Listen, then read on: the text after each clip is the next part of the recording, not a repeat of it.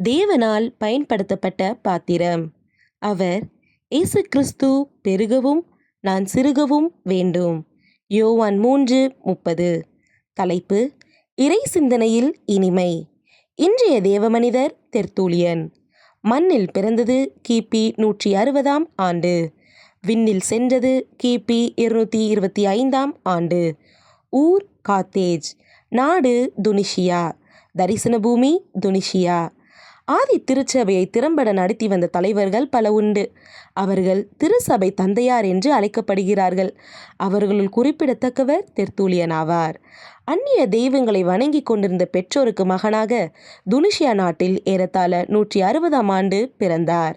தந்தை ஒரு போர் வீரர். தெர்த்தூலியன் சிறு வயதிலேயே சகல திறமைகளுடனும் வளர்க்கப்பட்டார். வழக்கறிஞர் படிப்பை முடித்து சிறந்த வழக்கறிஞராக செயல்பட்டார்.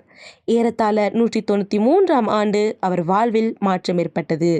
கிறிஸ்துவின் சிந்தை அவருக்குள் வர புது மனிதனாக மாற்றம் பெற்றார்.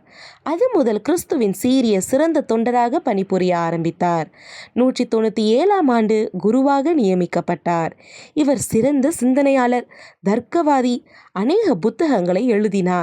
சுமார் 31 புத்தகங்கள் இன்றும் நிலைத்து நிற்கின்றன. கத்தோலிக்க திருச்சபையை விட்டு பிரிந்து சென்ற இவர் புதுவகையான சபையை உருவாக்கினார். தெர்த்தூலியர்கள் என்று இவரை சார்ந்தவர்கள் அழைக்கப்பட்டனர். ஆண்டவரை பற்றி போதிப்பதில் சிறந்தவர். புரிந்து கொள்ள முடியாத காரியங்களை எளிதில் புரிய செய்பவர். திருத்துவம் என்ற இறை சிந்தனையை திருச்சபையில் கொண்டு வந்தவர் இவரே.